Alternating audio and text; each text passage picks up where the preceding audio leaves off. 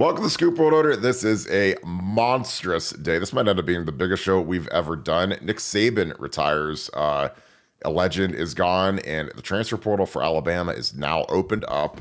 Kind of interesting that he did it after all these mid-year kids enrolled, and now they can immediately portal out. They already had a 5-star wide receiver decommit. The floodgates are open, and guys like Caleb Downs are going to be playing Keon Keeley. If they don't like the new staff or they don't like where it's headed, feel like they've been lied to, come on up to Ohio State, baby. We're going to get into some coaching staff stuff. Parker Fleming is gone. We got a new safeties coach. We're going to break all that down. We also got a huge 5-ish star commitment at the end. I don't even know where to start. This thing might take 6 hours because there's so much news that we're going to be going through. But we appreciate you guys kicking it with us. As always, get those super chats fired up if you have questions. Again, this has been a huge day. We had 3 guys returning to the program. Thank you to the Foundation for supporting Denzel Burke, Donnie Jackson, Jordan Hancock. We're going to have a few more guys announcing shortly.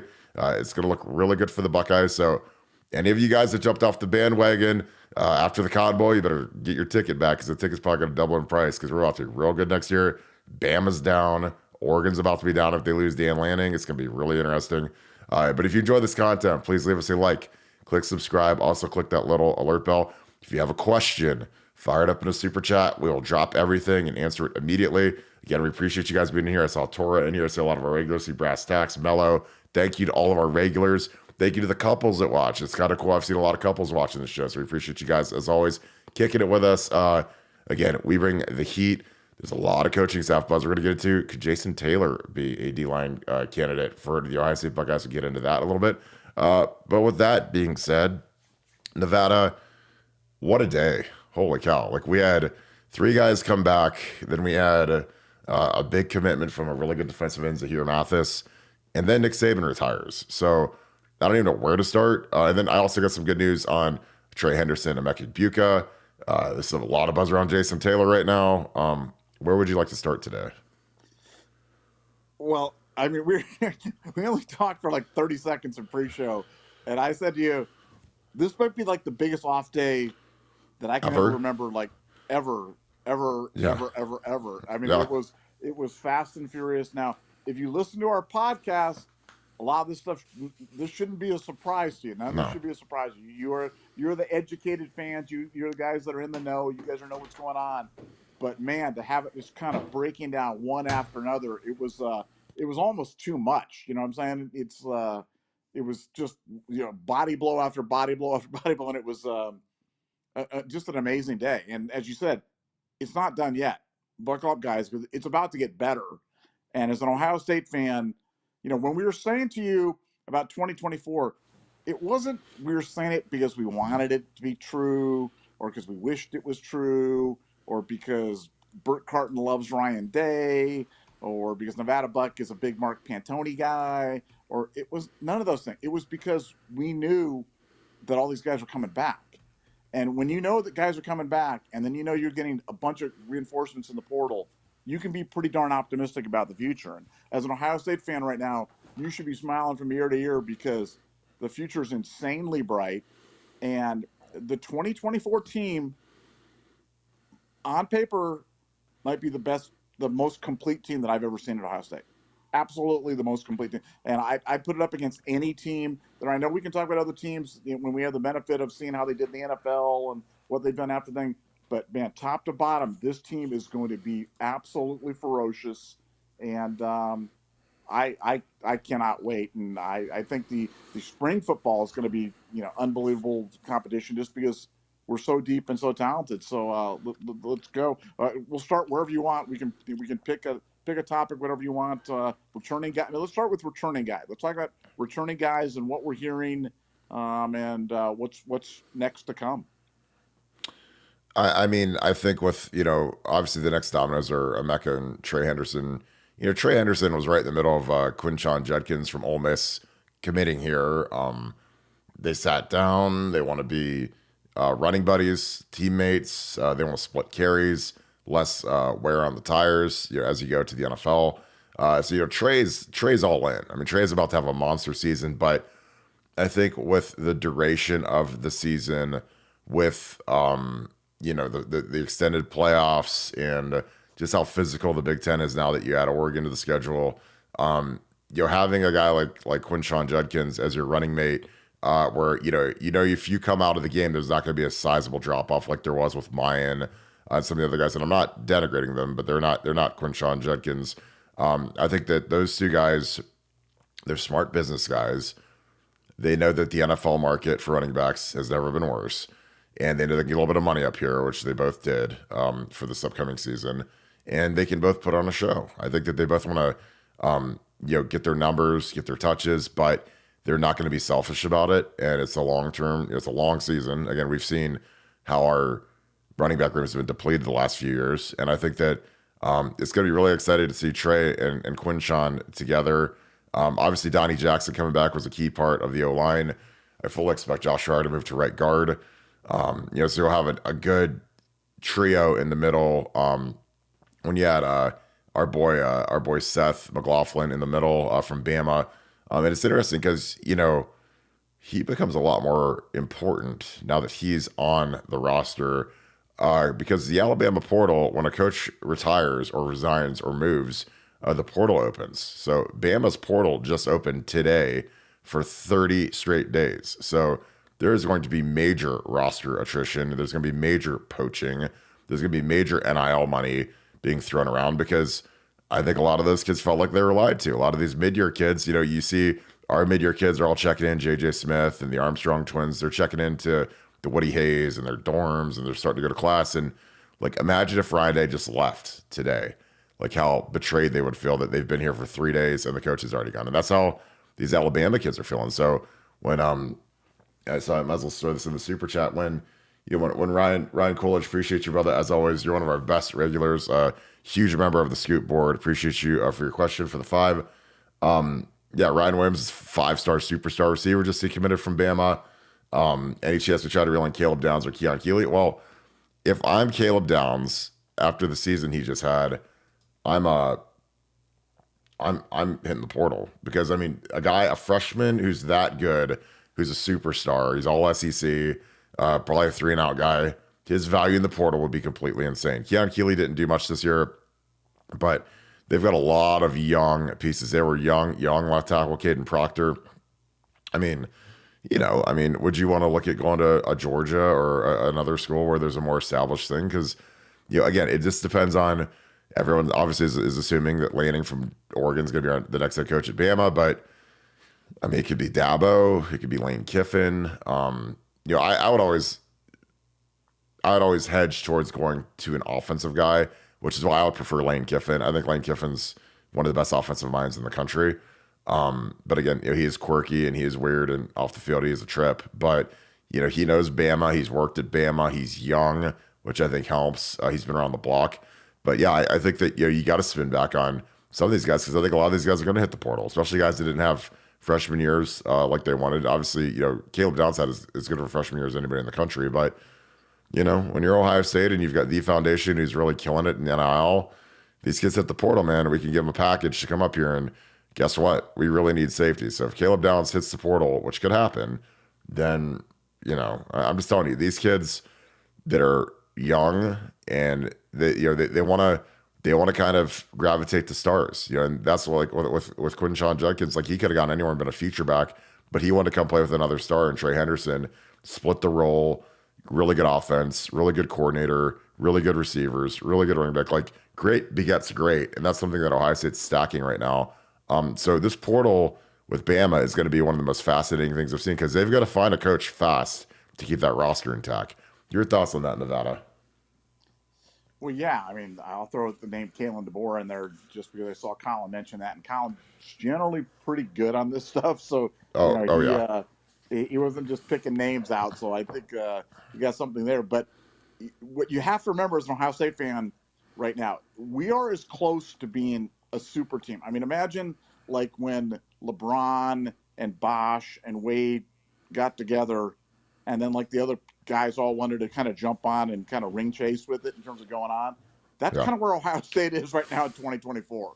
So there is never a better time to be picking guys off, good players from Alabama, good recruits, other players that want to jump on, because Ohio State is absolutely the it team. And again, that's not just message board hyperbole or that. Look at the roster. Look at the two deep. Look at the thing. I'll tell you, watch the futures odds on Ohio State because they're going to be plummeting. And if you were smart, you were betting them all along because you guys knew all these players were coming back, and Las Vegas didn't. I mean, CBS Sports actually had a 12-team playoff. I think they released yesterday that didn't even have Ohio State in the playoff. Didn't even have Ohio State in the playoff. And it's just insane. So you guys know, the players know, and I would expect that Ohio State has got a big sign hanging out saying open for business. And as you said, getting Seth from Alabama just puts a big arrow on Ohio State for Alabama players of the superhighway to Ohio State. Don't be surprised to see a couple more jump. That would not shock me at all. Yeah, I totally agree. The super chats are flowing in. Appreciate you guys as always. Real quick, I just want to talk Matt Giriani. This was probably one of the most predictable coaching hires. This is as predictable as the Justin Fry hire 2 years ago, just because this is Jim Knowles' guy. When Perry Eliano got whacked, this was like one of those ones. It was like when Stud got whacked. Like you could basically bet all your marbles on Justin Fry getting that job. This is Jim Knowles' disciple. I really love the hire. Not specifically because I know him well, but Kevin Wilson hired him as a DC at Tulsa. So Kevin Wilson has forgotten more football than most of us will ever know. So if he trusts him to be his DC, then he'll, obviously, Wilson knows what good football minds look like. And he was with Wilson for like, I don't even know if it was a month. And then he got the DC job at Indiana, which is a much better job than Tulsa. Tulsa was atrocious on defense, but they're also playing Oklahoma and they're playing like major teams, and it's really tough to win there. But he schemed us up really well at Indiana, and that was something that when you're auditioning for a job with a guy like Ryan Day, and you can turn on your tape and show like what you did to our offense week one, like this guy did. I think it's pretty much a slam dunk, and the fact that obviously Jim Knowles has got a lot of street cred with Ryan Day right now. So he can go get his guy back and give him a full-time job after he was like an analyst the first year. I think it shows the strength and how strong the defensive side is right now. The interesting thing is, is Larry Johnson back for another year? I think, but Jason Taylor, there's a lot of buzz around Jason Taylor right now, man. That's all I'm going to say. But he would be an absolute grand slam home run with how he recruited at Miami this year. He took Justin Scott from us. He's from this area, Pennsylvania. I mean, the Pennsylvania, played at Akron. So he's not like some West Coast guy or some guy from the South. And he wants to get into coaching. He does not like Mario Cristobal. So that's a really intriguing name to watch just in terms of a young guy, ultra recruiter. Obviously he's a Hall of Fame player. And he wants to get into coaching. Now, the hard part is, he's been in South Florida for a long time. He was with the Dolphins almost his entire career. He was with the Redskins, I think, for a year or two. And then he came back down there, and he's been in South Florida basically the whole time. But if you want to be a coach, you're not going to be anchored to one city for very long. So, if he wants to be serious about it, Ohio State is a 10 times better job than the Miami Hurricanes. And, I don't want to latch my starter Ryan Day right now if I was any of these guys. But Matt Giriani, your thoughts on him coming back to Nevada? Because I think it's a great hire. Well, I think just want to clear up a couple things. One, people saw Matt and saw him kind of like an analyst role at Ohio State, and I think people were thinking that maybe Indiana was his first time being a coach. He was at Duke for 10 years, 3 years as an analyst, 7 years as an on-field coaching role, 3 years as the safeties, 4 years as the co-DC, 3 years of that he was the recruiting coordinator, the defensive recruiting coordinator. So this is an experienced guy. This is not just some young guy or whatever it is. I mean, and he's coached with Knowles for a long time. They've been together for a long time, but he's experienced, and he's an Ohio guy. So to me, This is an absolutely perfect hire. This is not a friends and family hire. It's a young guy, but he's not inexperienced. He's got Ohio roots, and I couldn't be more excited about the hire. I think it's a great move for Ohio State. Totally agree. Super nerd, thanks for the 5. This is hilarious. I'll spin signs on the corner to raise money for Caleb Downs to come to Columbus if that's what it takes. Well, thankfully, the Foundation is our #1 collective now, and they've got a lot of money. So keep donating to those guys, but they're doing yeoman's work right now. So if this kid hits the portal, you better watch out because the Buckeyes are coming. Larry Daniels 1. Thanks for being a Scoop Ultra member. Appreciate you, brother.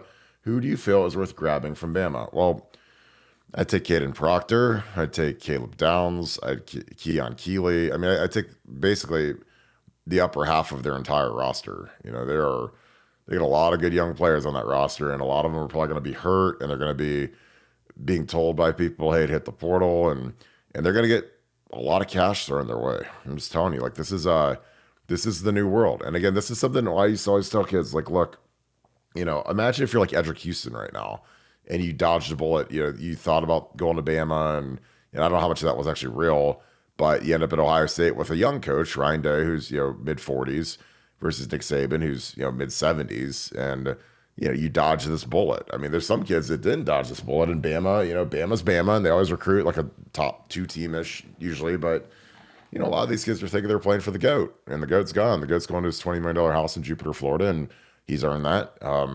Again, he was, you know, in overtime, you know, if his quarterback scores in overtime and they beat Michigan, they probably win the national championship and beat Washington. So he was that close to winning another one. But at what point is enough enough? But I think that there was a good chance that, you know, a lot of these kids, especially, you know, after spring ball, I mean, they might, if they don't hit this portal window, if they don't like the new staff during spring ball, all of a sudden, man, you know, you hit that portal, Ohio State's got some spots they need to fill. Ohio State's going to be top 2-ish, 3-ish team next year, and they're loaded. So, you know, I'd be wanting to jump on board that thing because it's a national championship type of year. This is kind of funny. Stephen Oy, thanks for the 5. Pete Carroll to Bama. He would be like oil and water down there. But yeah, Pete Carroll got fired today too. So, I mean, you lose Saban, Carroll. I mean, the only thing that would be crazy is if Belichick would be gone too. You'd have like basically 3 of the old guard guys like all get the bullet in the same day. But yeah, I don't think he's a fit, but that was a surprise to me that the Seahawks moved on him. There's been some really weird. I mean, Vrabel getting whacked was shocking to me. Saban retiring. This has been a really weird coaching cycle, which again, I know people like to wear me out about who the OC candidates and that type of thing, but you got to kind of see who's retiring, who's leaving, who's coming, who's going, because somebody at a big spot is going to be coming to Bama. It could be Lanning from Oregon. There's no chance it's Kirby Smart, and I'm sure they'd call him Dabo Sweeney. And you got to see, you know, who on his staff is left behind. So there's just so many crazy things that can happen and are going to happen over the next 2 weeks. I'm sure Bama will have a coach within the next week or two, because that's one of the premier jobs in college football. And plus, you have the Elephant Club. And I said on our board, man, if Urban Meyer had the Elephant Club, which is the most powerful donor group in the world, that'd be scary. Poohbeard 12, thanks for the 5. Appreciate you, my man. Bama players open to poaching, but there are also ripple effects. Yes, Bama gets a coach from another major program, and then that portal opens. Exactly. I mean, it's kind of a never-ending flow of players. Nevada, your thought on that? Because again, Lanning is the guy that every ESPN guys, he's the top guy on everyone's list. I don't know. I don't know. Maybe I'm crazy. I like Lane Kiffin just because he's an offensive guy. If you put a gun to my head, I want an offensive guy over a defensive guy. Lanning didn't beat Washington twice, and Washington really wasn't that great. But your thoughts on the portal opening at both schools, whoever, you know, Bama, and then whoever, you know, whatever school Bama hires from. Your thoughts on that? Well, it just points to the importance of kind of the player personnel position in college football right now, that you've got to be constantly evaluating not only your own roster, but other people's rosters. And again, thinking ahead, you know, in those chess moves to see who you want to go after, you know, who you're protecting on your roster on an NIL basis, who you're poaching from somebody else's on an NIL basis. It's truly Spock 4-dimensional chess now. But you're right. It could, you know, there could just be like a cascade effect of available schools, you know, 30 days, one after another. The good news is, you know, short of another Australian punter, we don't really have a lot of holes on our roster right now. So Ohio State's sitting pretty. Yeah, like I said, you throw Caleb Downs on this roster, oh God. CR Meehan 24, thanks for the 5. What's up, fellas? Question: I've seen talk that NCAA couldn't vacate the cheaters up north natty as the CFP is a separate entity. Any truth to this? I don't think so. Just because, you know, to me, how would it be any different than them taking down the March Madness banners, right? Your thoughts about it? Now, No, it's the people are there. It's all context. While the CFP is a separate entity, the people that make up the CFP are all members in good standing of the NCAA. In fact, that's a prerequisite to participate in the college football playoff. So, while there's not a direct link in terms of that, in terms of the college football playoff, absolutely, if the NCAA vacates a win or orders wins vacated, the title will absolutely be vacated, and that's what's going to happen. I'm just telling you right now, that's what's going to happen to Michigan. And I put this thing out there. People were talking about this earlier in this whole this whole affair. There's no rule against using subcontractors to break the rules, because then it's not you breaking the rules, it's the subcontractor breaking the rule. And we're like, no, you can't do that. That's the same category as this one about the college football playoff isn't part of the NCAA, and so the NCAA can't do anything. No, look at the people that are all members of the committee. The whole committee is made up of people from the NCAA and commissioners in the NCAA. So no, there absolutely will be a title vacated should that happen, and I fully expect that to happen. Yeah, I totally agree. Michigan's about to be going down the tubes, and Ohio State's about to be going to the upper echelon, so I'm really excited about it. Will 8282, thank you for the 5, brother. Appreciate you. Any more transfer targets too? How's our NIL going? I don't know if there are any more transfer targets. The portal, except for Bama, is closed. Like, no one from Ohio State can jump in the portal right now unless Ryan Day leaves. So obviously this could change if Caleb Downs jumps in, if Keon Keeley jumps in. A lot of these guys became in second place due to Bama, and the GOAT is gone now. So I'd keep my eyes peeled, because a lot of those guys probably want to jump on the bullet train that is Ohio State football right now. 2, how's our NIL going? It's going really well. Honestly, with the Foundation becoming the premier and number one collective, 1870 is likely to fold in the near future just because of a lack of funds. I think that the Foundation has really done yeoman's work to help keep these kids in school. Again, Ryan Day had to call them and say, hey, I need money to keep these kids in school. And who's stepping up? The Foundation. Like, it's not some accident that Denzel Burke's coming back. In the olden years, we'd have lost 8 juniors prior to the draft, and they're all coming back now because they're getting a little lunch money, a little bit of security. They're getting some NIL stuff, they're getting cars, whatever, like little leases or whatever for cars. So it's great. Again, like, I know people hate NIL. I love NIL. I think NIL is the greatest thing ever because it helps us retain our roster. Some of these kids that aren't from means, they come from destitute backgrounds, they can stay for another year and not worry about, oh God, if I blow my knee, I'll never be able to do anything. They get a chunk of change, stick around for a year, and then Ohio State is just way better, way better. So, again, just look at it like that. I mean, in the past, 5 years ago, Denzel Burke's going to the league. Jack Story's going to the league. Donnie Jackson's probably going to the league. Emeka Egbuka's going to the league. Trey Henderson's going to the league because they didn't want to be basically impoverished as a scholarship athlete for another year when they can go make good money in the NFL. But now they can make some good money in college and then go make good money in the NFL, and they can improve their stock and have one last go round. And I think it's absolutely fantastic. I wish it was around when I played, just because there's some guys that I played with that I think made mistakes leaving early. They probably would have stayed. They got a little bit of NIL money. They probably could have stuck for another year, and our teams could have been even better than they were. So I think our NIL is doing absolutely fantastic. Sean Kirkgut, thanks for the 5. I've heard multiple people talk about Day going after Press Taylor for OC. Please tell me there's nothing to this rumor. Well, I mean, I'm sure you could probably talk to him, but I don't think he wants a young guy to run his offense. I think he wants a guy like, maybe not the age of Jim Knowles, but a guy who's older, who's been through a lot of wars. Like, honestly, like a guy like Kevin Wilson would be perfect. Obviously, he's at Tulsa, but like a guy can stand on his own 2 feet and say, this is what I've done. These are the big games I've coordinated, and these are the big games I've won. This is how I've revolutionized my offense, and this is what I could bring to Ohio State, as opposed to another young coach. I think Ryan is going to get a little bit out of the young coach thing because he's been burned. I mean, Parker Fleming is the worst hire in Ohio State history. I've never seen a worse coach than him, and he was actually here for 4 years, which is insane. They finally got rid of him. We've got some young guys that, frankly, I don't think can coach very well. And I think that Ryan's starting to go back towards, let's get some real coaches in here. So I'm excited for that. It's going to be really exciting to see the steps the defense takes next year, because I think Jim Knowles loves having a guy that knows his defense like the back of his hand, running the back end, running the safeties, and Matt Giriani. And then, on offense, again, it's easy to speculate. We've done a lot of speculating on OCs. It's always like fun to have like a hot board and talk about coordinator candidates. But you look at our last however many offensive coordinators we've had, since, let's just go back to Urban. Nobody had ever heard of Tom Herman. Nobody had ever heard of Tim Beck. Nobody had ever heard of Ryan Day until they were hired. So it's easy to throw big fancy names on the wall, but I think it's a waste of time, because I think it'll be someone that is either going to be super obvious or someone that we've never heard of that Ryan Day loves and trusts the offense to. So again, I think it's going to be really exciting to see what he does with the offense. Naquil, DW, thanks for the deuce. Naquil, B-Tran from Bama is now open season.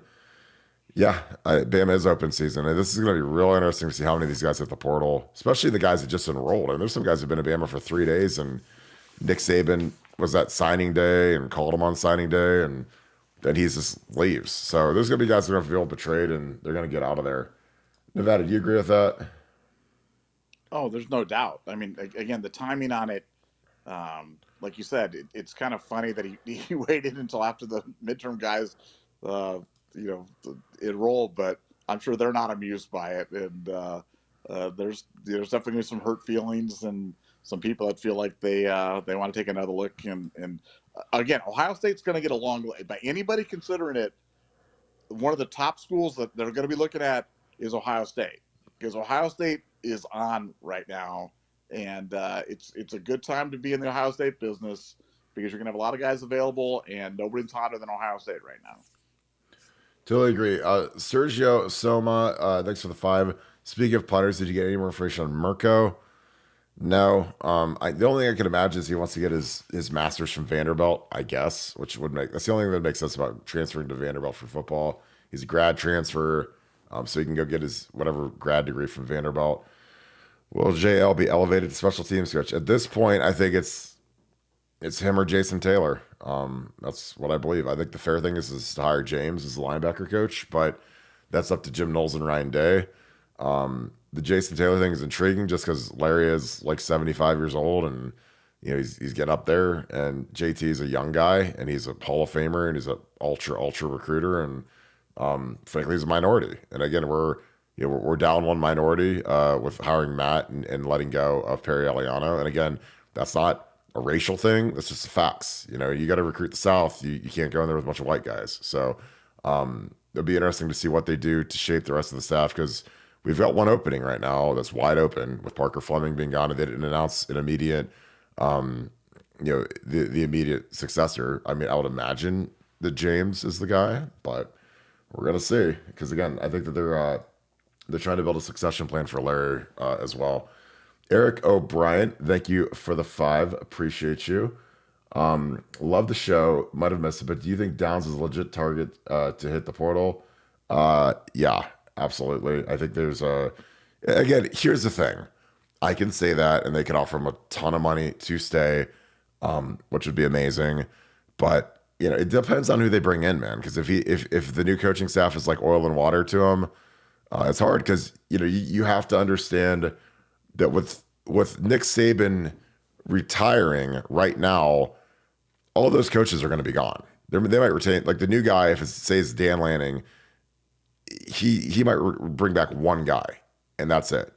So, I mean, there's going to be a lot of new faces, and there's always a lot of consternation, and maybe that player didn't like that coach in recruiting or whatever. So again, that's the guy I'd go after. And again, Ohio State ain't going nowhere. That's the thing. Any word on Fry being gone? I think Justin's safe, honestly. I'd be shocked. He'd probably be the most shocking move on the entire staff, is if they moved on Justin Fry, because it's Ryan's guy. I think he's going to give him another year. I think we had a lot of youth on the O-line, but this is going to be a make or break year for the whole staff, Ryan, Justin, everybody. But they're not playing around, dude. I mean, they're getting a lot of guys back. Michigan's going to be down. We got Michigan at home. I selfishly want Dan Lanning to be the next coach at Bama, because then that'll shake Oregon up dramatically. They'll have to go get a new coach. So we got to go out to Alton. I'd rather go see a new coach than see those guys. Ryan at Coolidge, thank you for the 5. Man, watching Judkins film, he makes something out of nothing. He is really, really good. I watched his entire All 22 versus most of the SEC in the last couple days. I've been a little under the weather, so I've been watching a lot of tape. He is incredibly good. I just think that, when you get great running backs, it makes an average offensive line, and I think our line's actually above average. I don't think they're great. I think they're above average. But, when you had Trey back there, they looked great. So, I think that there's sometimes that we get bagged on because our running backs really weren't that great last year outside of Trey. And I think when you add this kid with Trey and another year of experience for this line, I think we're going to be really damn good. Nevada, your thoughts on that? Well, plus add Will Howard. I mean, like you said, Trey had a really good 6.3 yards per carry or whatever it was behind the line. That wasn't a great offense, running, blocking offensive line, and with a quarterback that provided no constraint or any threat to the defense to keep the ball. So when you put Will Howard in there, and then all these guys are a year older, you're bigger, stronger, faster under the system, and then 2 running backs like that, I mean, it's hard not to get excited. It's hard not to get excited because the Ohio State offense is going to be able to punish you a lot of different ways. And no, I like I said, I could not be more excited. I cannot wait for the season. Seems way too far away right now, but I couldn't be more excited. Yeah, I mean, there's nothing that makes me more excited as an offensive lineman than having great running backs. And again, I wouldn't be a first team All American if I didn't have Beanie Wells. Period. Because we could run. Beanie was a freak of nature. If you have bad running backs, unless you're just unless you're Orlando Pace and you pancake guys on every play, it's hard if you don't have the statistics to make first team All American. Like you can't be All American on a really bad team or a bad offense. Toko 1776. Thank you for the deuce. If you have a question, throw it on here. Tony Turley breaking the record. $500. Thank you, Tony. Appreciate you, brother. Again, Kirk in Nevada. I thought it would be fun to make this the most memorable show. I think it has to be just because, God, we had Saban retire, Parker Fleming fired. Yeah, we got a 4-star defensive end. This is a stud that we didn't even talk about yet. I'm gonna put his film on. But I appreciate you so much. Again, you guys are so generous, and we appreciate you guys so much for what you do. This goes to Pay It Forward, which you guys know is our fund. So we appreciate you guys so much. We give out a lot of free subs for our troops that are overseas. So if you have people to nominate, buckeyescoop@gmail.com, and we will give you the information on that. But we've done that a lot, especially over Christmas. So I seriously love your work. Thank you, brother. As for a question, you keep referring to the something foundation. No, it literally is called The Foundation is the name of the group. That is OSU's NIL group. It's their primary, most dominant NIL group. There are major money people behind it. It's grown exponentially the last 6 months. But so it's just The Foundation. If you Google it, like The Foundation Ohio State, you'll find it. So that's the easiest way to do it. But again, Tony, thank you so much. Nevada, your thoughts? I mean, Tony, incredibly generous. Thank you guys so much. All of our money for our super chats and our memberships, ultra memberships are going to our Pay It Forward fund. But thank you. Wow, you made it a truly memorable show on a incredible day. I mean, what a day! What a day to be an Ohio State fan.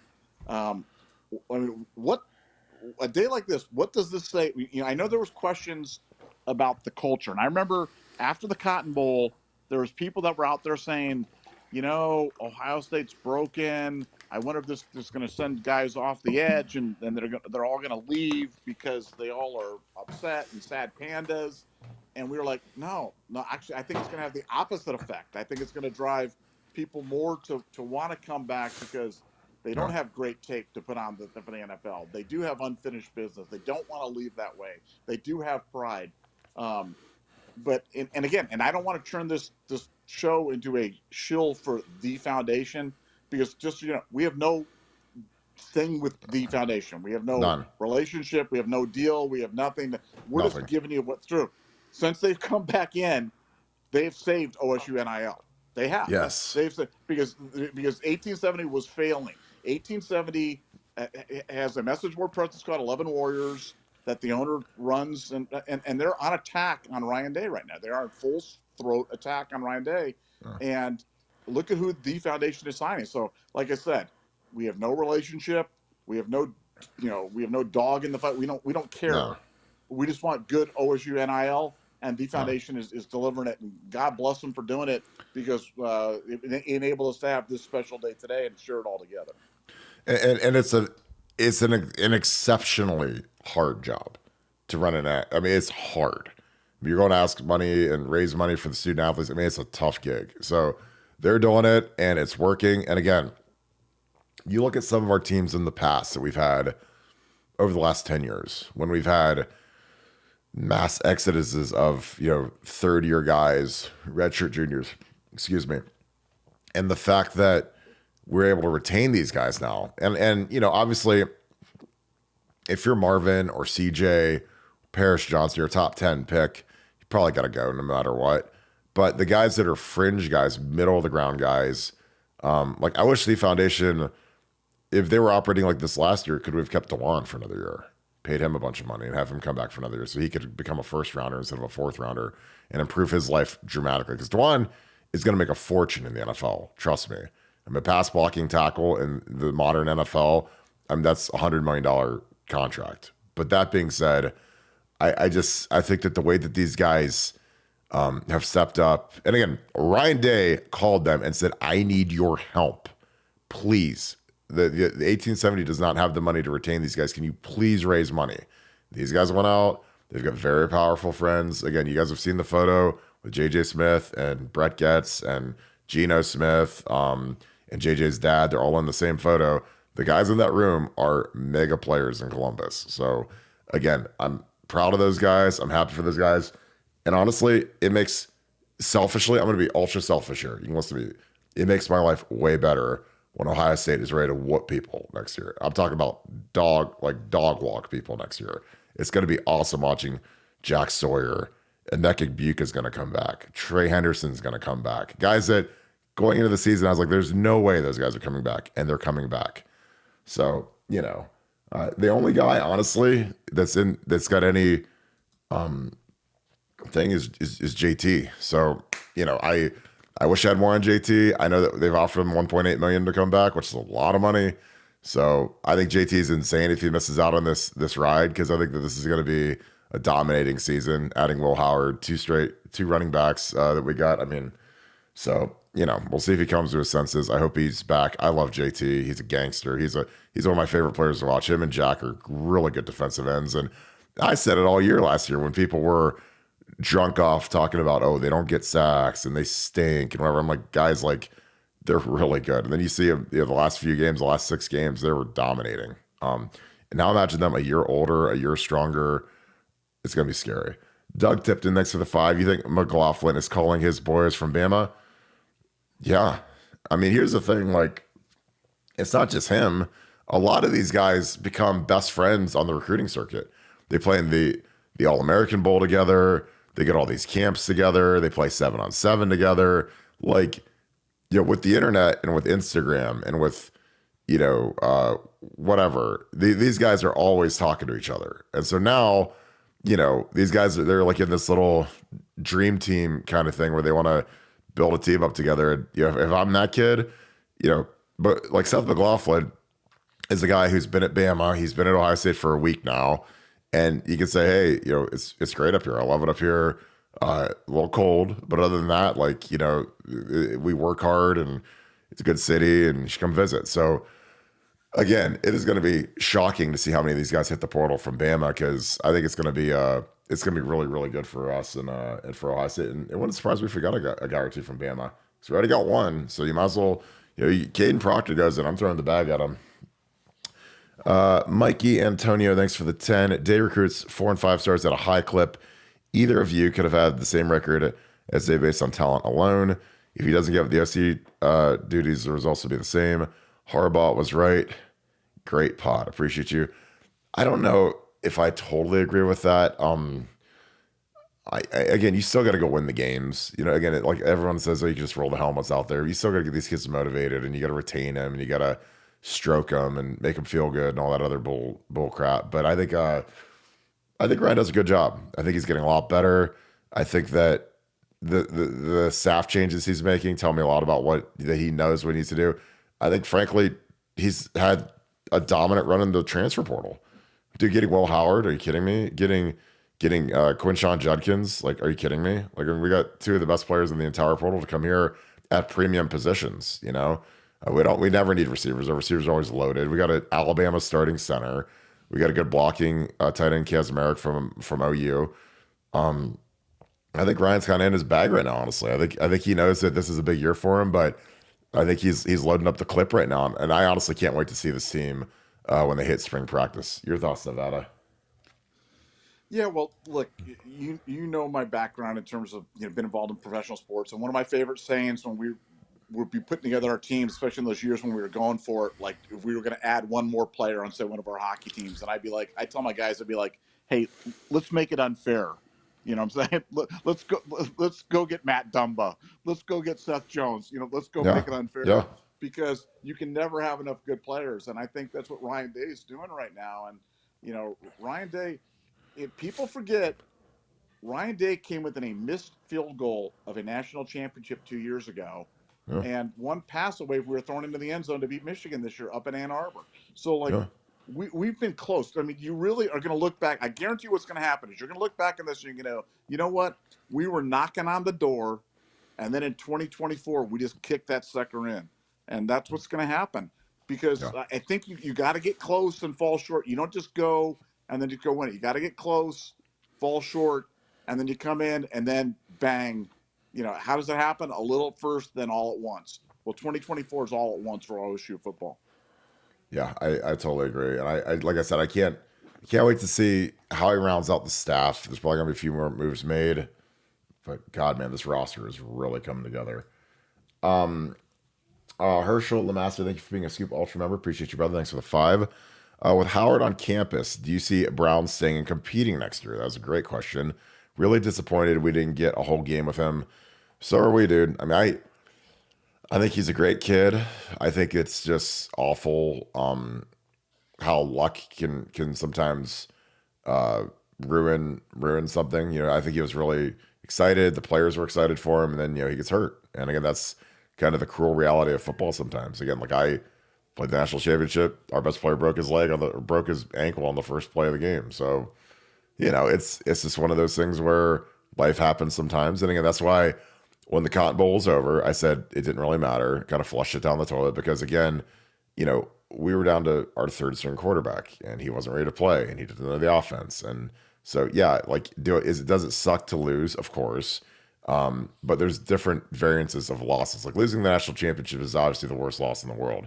But losing a meaningless game or you're forced to start your third string quarterback, it's just kind of like, yeah, I mean, just flush it down the toilet, guys. Again, it reminded me of when the Philadelphia Eagles beat the 49ers when they lost Purdy and they lost their backup quarterback and they were playing like Deebo Samuel at quarterback. And then you're like, well, how do you really judge that team when they don't have a quarterback? It's like it's a total disaster. And you can't just like file Kyle Shanahan because you didn't have a starting quarterback or you didn't have a quarterback for the game.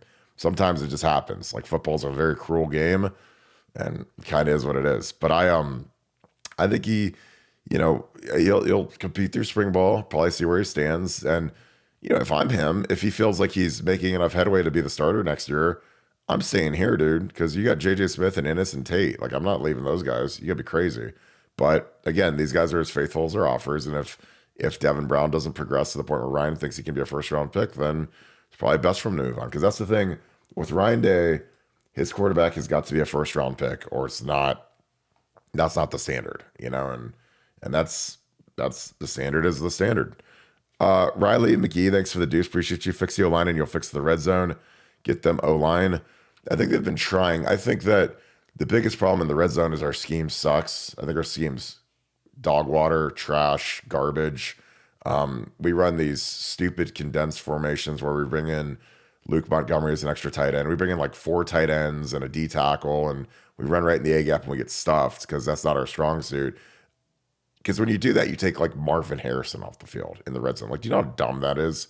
To take a mech off the field. Like, those guys would never leave the field with me, especially in the red zone where they can run an option route or run a fade and get open every single time.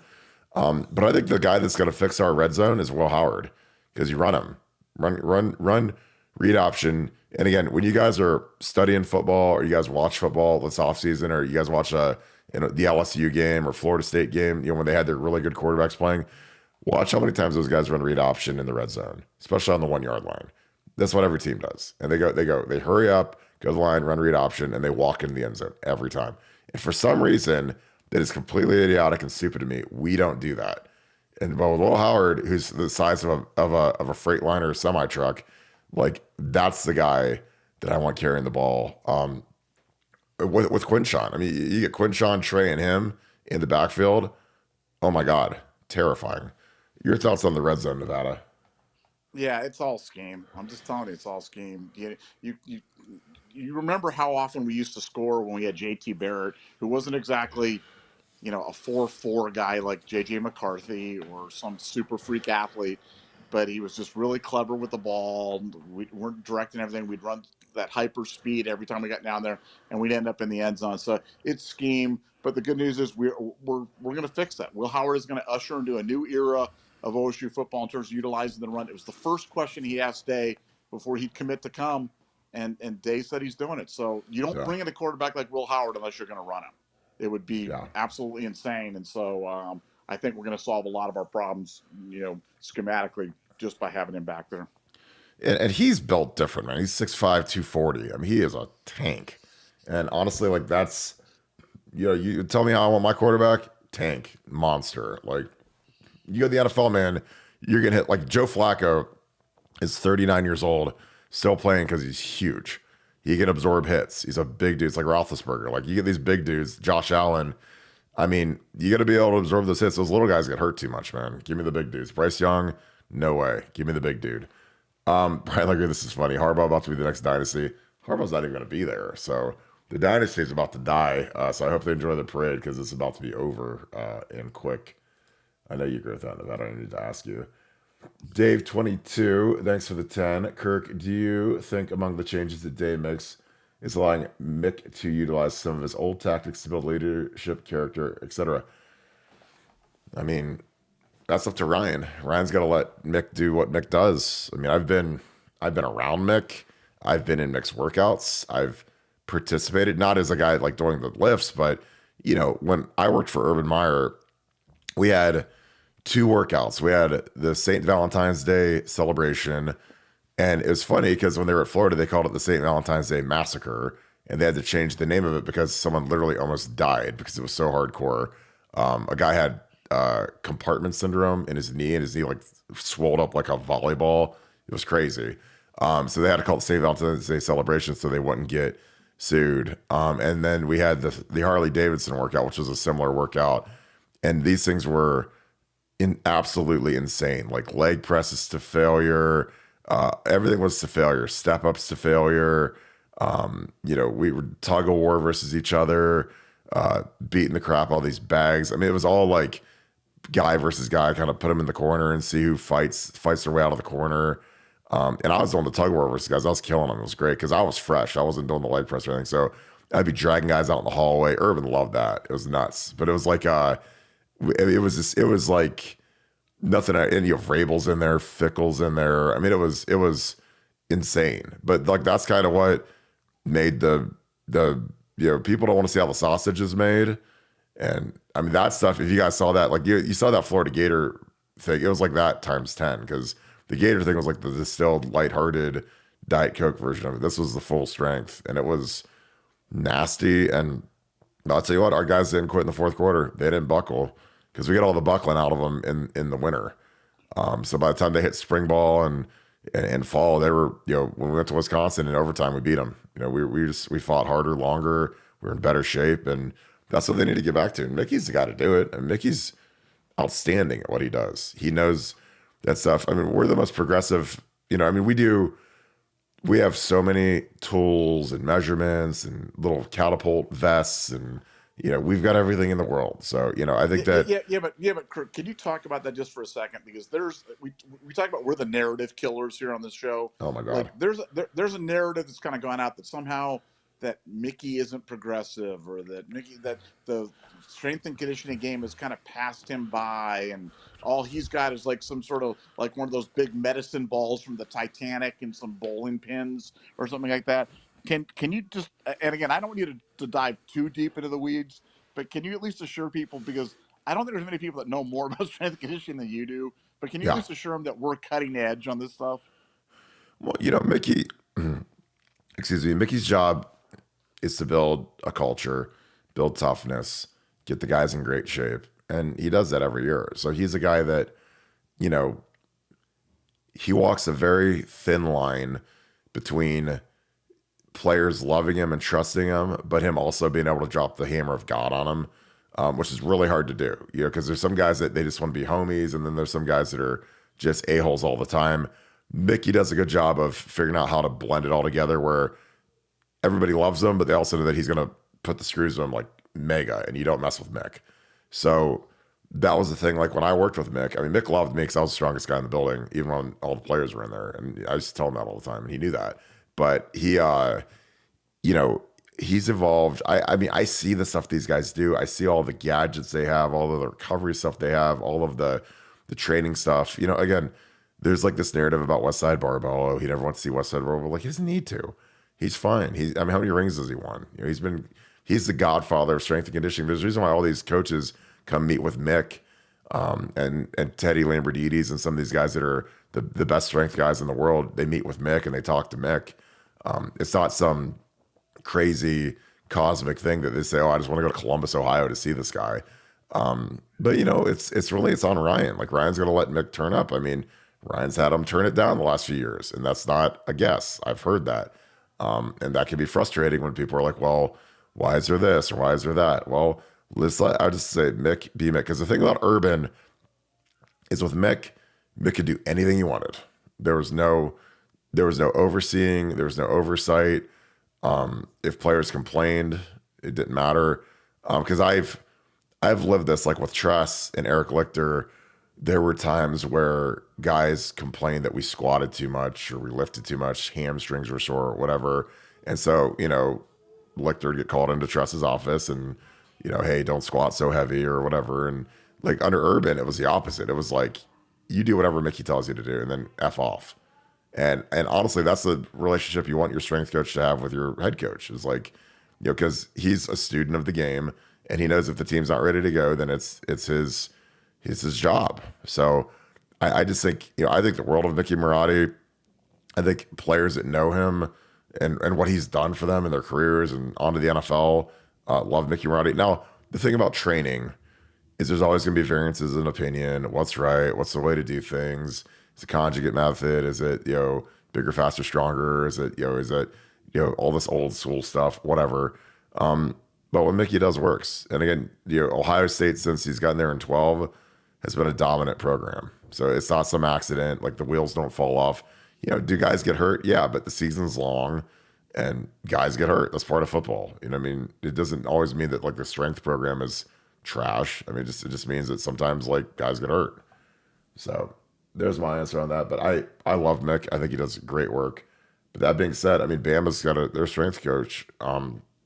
They've got a really good young strength coach down there who's an assistant. It'd be interesting to see if Mickey would ever hire.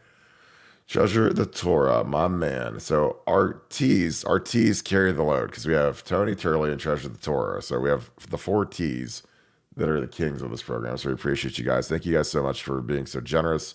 Thank you for the 200. Kirk, what's good? My right hand man.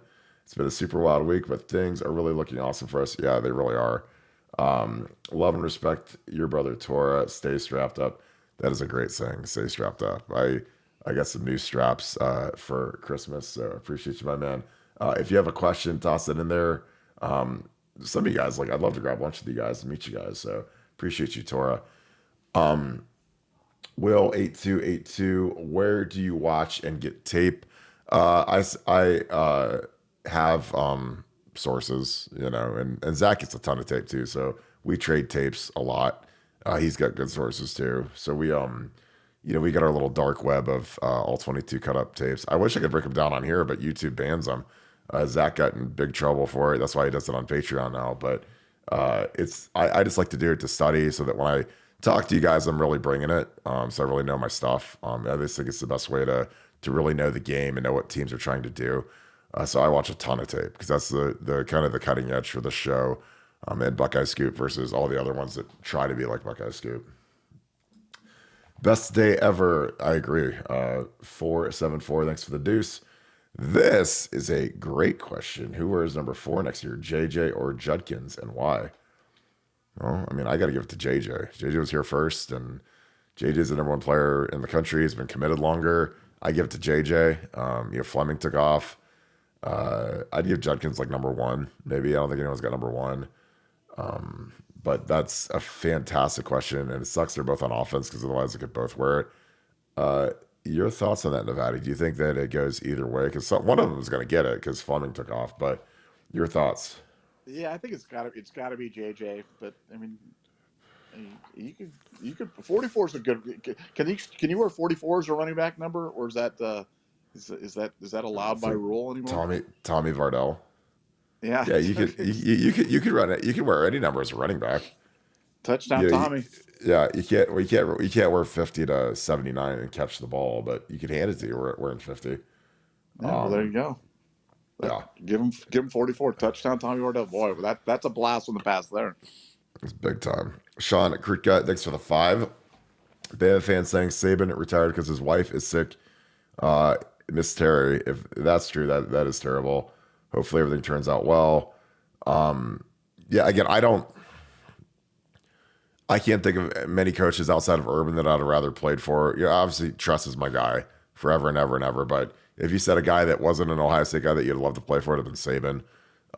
Everything about how he ran his program, how his players acted in game. The rule, our players don't talk to the other team. Those guys, they were tuned up, disciplined, tough.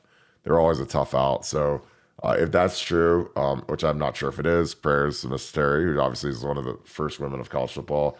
Again, I love Nick Saban. I think everything about what he does and how he carried himself was great. He's was at Toledo for a year. He was great with the Browns when he was there with Belichick. 94, he was building a really good program there, and then he went to Michigan State. But it's I love him for what he did with the Browns, honestly. Poohbeard 12, thanks for the 5. Not that it means anything, but within the last 30 minutes, Caleb Downs followed a bunch of Buckeyes on Instagram. Well, Will Howard did that, and Quinshon Judkins did that. So, again, do you want to be on the sinking ship, or do you want to be on the rocket ship to the moon? I mean, that's kind of where a lot of these guys are. And, I mean, Ohio State needs safeties. I mean, you get Caleb Downs, man, he's starting the second he gets here, and he knows that. I look at that depth chart. I look at that offense. I look at the pass rush. I mean, you'd have to be crazy not to come here. Your thoughts on that, Nevada? Well, I just got a text from a prominent agent that deals with Alabama players, and he said, here's a quote, "Tell Ohio State we are open for business." So I think the I think it's coming, man. It's coming, man. It's coming. So buckle up. So it's that made me laugh. I was laughing so loud as soon as I read that. I'm like, oh, open for business. Let's go. Hey, I'm telling you, they better get a coach in there quick, man, because they're gonna. I mean, these coaches. I mean, Alabama is the premier roster in college football. They got a lot of young talent, man. They're gonna be picking those bones dry quick. Big time NIL deals. Charles the Hammer, thank you for the 5. Just think you were asked a couple days ago, you'd be talking about after the national championship. Waffle Wild Day. Love you guys. Appreciate you, my man. Love you too. Again, we appreciate all you guys that kick it with us every night. But yeah, that's like the funny thing about this show is we love doing it. We literally do it every night. It's the highlight of our night. It's the best part of our night. And people are always like, well, how do you find stuff to talk about? I'm like, well, turn the TV on, get on the message board, get on ESPN.com. Oh, there's 800 things to talk about. I mean, we had a 4-star defensive end commit today, Zahir Mathis. We haven't even talked about him at all. I'm going to throw his film up here just to give him a little bit of run, but good God. I'm going to keep going through the super chats. I'm going to put a little film on for you guys. But I want to say something though. You have to understand, we're optimistic because there's reasons to be optimistic about stuff. We're not just optimistic to try to be optimistic. If things are bad, we'll tell you. if things Oh, are not going the absolutely. right way, we'll talk whether it's in NIL, whether it's in coaching staff, whether it's in a Special particular unit, teams. special teams, recruiting. We'll tell you if it's not good. But like right now, it's real. I mean, I don't want to say it's the best it's ever been, but I am hard pressed to think of a better day than today to be an Ohio State fan. I mean, yeah, Yeah, it's I mean, definitely it's different. Saban's gone. Harbaugh's going to be gone. We got Will Howard. We got Quinshawn, Judkins. I mean, we're going to get Caleb Downs. We get Caleb Downs, man. I don't even know what. I mean, we might podcast for about 100 straight hours. I think you guys will probably break the internet. So Zahir Mathis committed today. He's a monster defensive end out of Philly. This guy is a superstar, man. 6'6", long levered. Let me get his film on real quick, and I'll keep going through these super chats. Give me 1 second. But he is a good-looking joker right here. So we'll throw his film on so you guys can watch that as we go through the super chats. But this guy's a freak, man. I love 6'6" DNs. The arm length, the speed, the pass rush. There's just nothing not to like about this guy. And he's a monster now. Big, tall guy. He's not as big as Kalani was, but like when you're 6'6", there's not many 6'6" guys you can compare him to. Kenyatta's pretty tall. I don't know if he's quite that big, but it's pretty big. What about Matthew? I'm not sure who Matthew is. Is he transferring the cornerback? Is that Jermaine Matthews? Jermaine Matthews? I don't think so. I know that he was upset that he didn't play in the bowl game, but I don't think he's transferring. But you know, if we get Denzel back and a kid's upset that he can't play, then I don't know. I mean, that's just my opinion. Some of these kids want to do whatever. I think he's a superstar. He's a great player, but you know, like, why would you not want to be a part of a superstar team like next year? You know, that's how I'd look at it. But your thoughts on that, Nevada? Yeah, that's going to be the I always talk about you always look for the blessing whenever there's bad news. It's kind of like the Cotton Bowl. The bad news was we looked bad. The good news was we looked bad enough to force some changes to make some things happen. Maybe force some guys to stay. The good news is we get guys to stay. Well, the bad news could be that might force somebody out the door. I don't have any information that's going to happen with Jermaine. I hope it doesn't happen to Jermaine. They're going to fight to keep the roster intact. And if he's smart, look, what's he going to do? Go somewhere else and then kind of be there in the same situation? I mean, at Ohio State, we play a lot of defensive backs a lot of time. I mean, he got burned this year. No reason to believe he won't get burned next year. So hopefully they can hold on to him, and they're aware of the situation. Well, guys get hurt too. I mean, Denzel got hurt. I mean, you're going to be playing, dude. Like, I got news for you. Guys pull hamstrings, like. And our track record of corners transferring out has been terrible. Like Sevyn Banks went to LSU, never be heard from again. J.K. Johnson went to LSU, never heard from again. Zaire just went down there. Good luck. I mean, after the first two didn't do anything. Like, I don't think I'd ever want to go there. But I don't know. That's just my opinion. Ryan Coolidge, thanks for the 5. Appreciate you. JJ is a game manager, system QB. Totally agree. I despise him, and I think McCord would have won the NCAA with that Michigan team if that's his anything.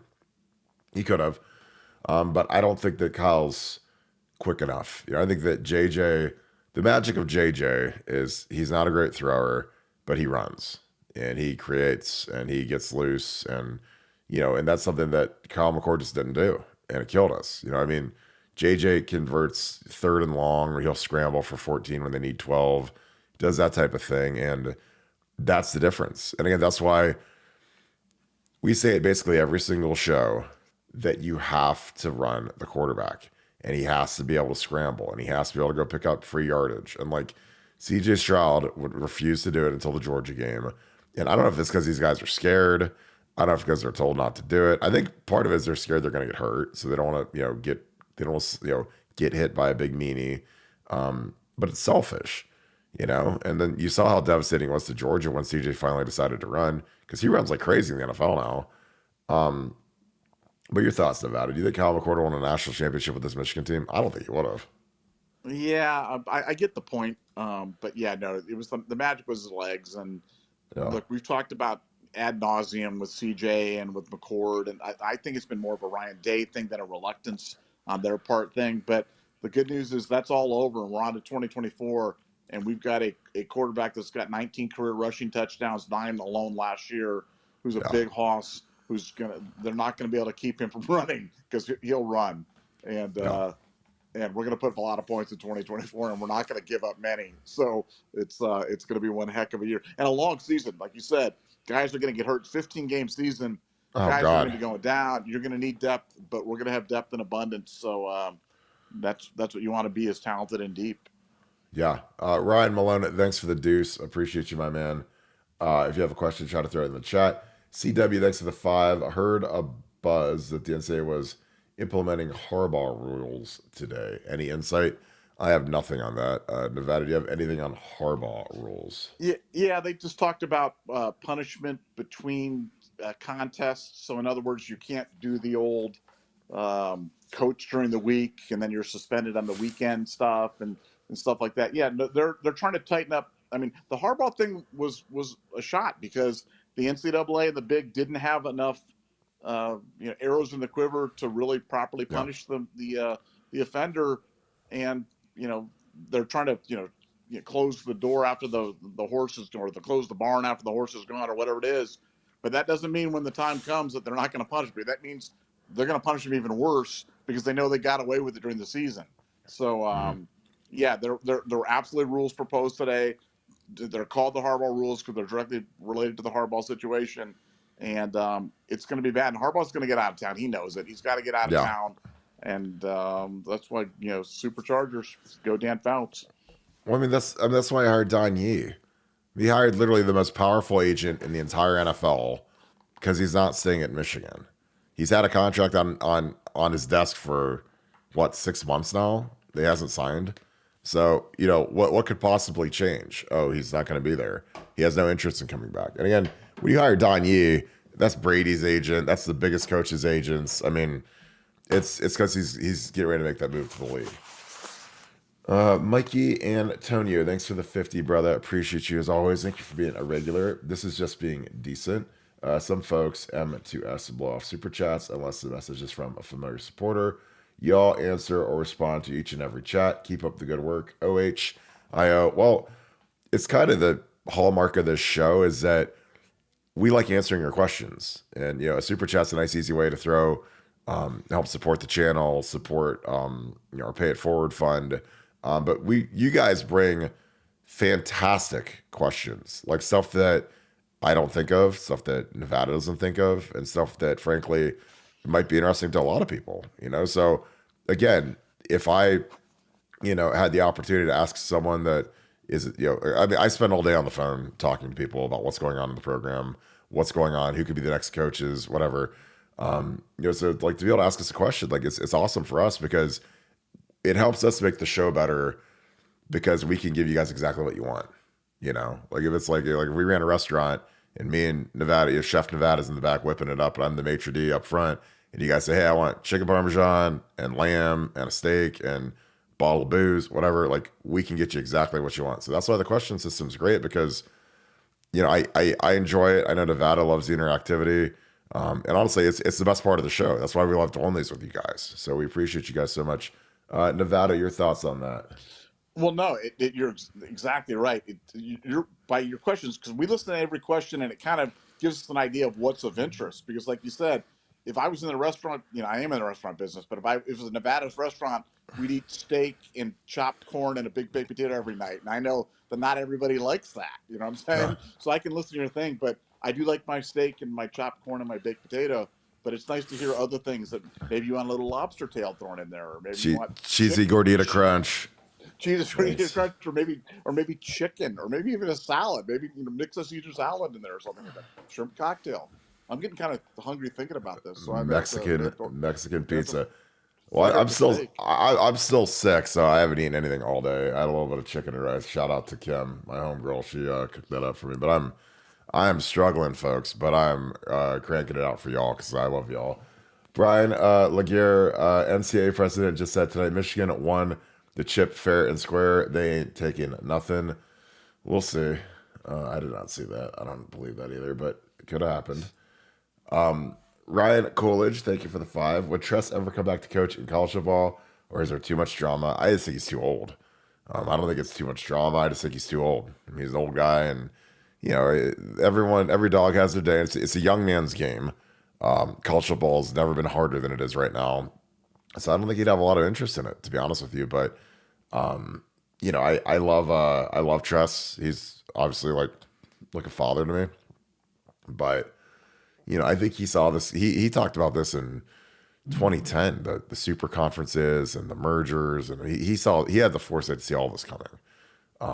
And I think that he's just he's retired. I mean, he hasn't coached since 2010, so he had that 1 year with the Colts as a consultant, and he interviewed for their head coaching job. But when he didn't get that, it was just kind of like he's been an administrator for 10 years, so he'd be kind of a tough sell to university to bring a guy that was a president instead of a real college football coach.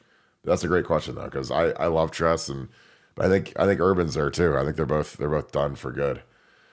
Will 8282. I'm a bit behind because we just got here, but Caleb Downs just followed a bunch of OSU players and coaches on Instagram. No way. Is that why we put him on the front of our show? Is that why he's our thumbnail? Maybe we know something. I think there's going to be a lot of interest in Caleb Downs, and I mean, we need safeties. I know that, and we're a safety-driven defense.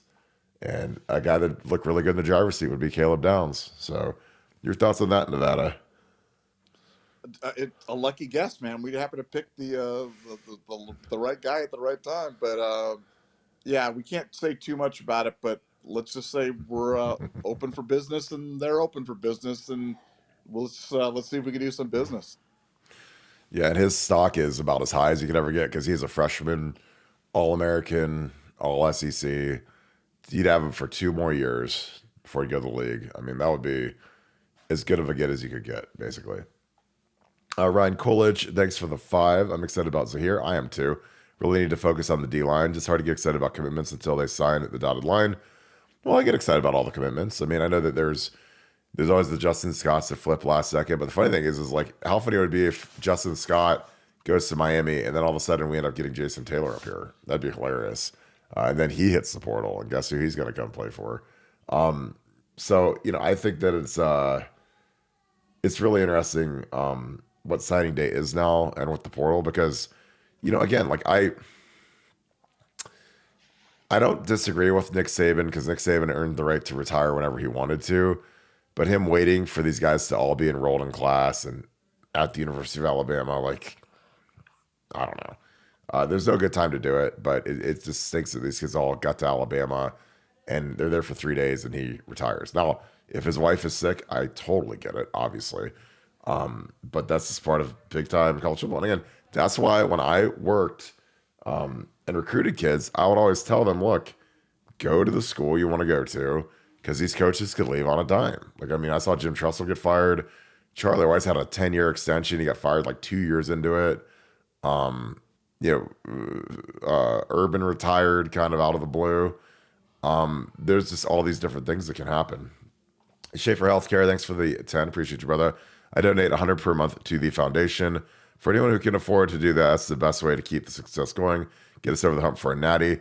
Killing it in the portal. Go Bucks. It's, again, like that's probably a third of or half of what your cable bill is. And it's a lot more fun to turn on the cable when you've got good Ohio State football on there. So I know the people at the foundation. I know what they're doing. I know how hard they've worked. And again, it's not some cosmic accident that these guys all are coming back, and it's all because of the foundation. So, you guys want to load up for Bear? We're loading up for Bear. We got a 1st-round cornerback in Denzel.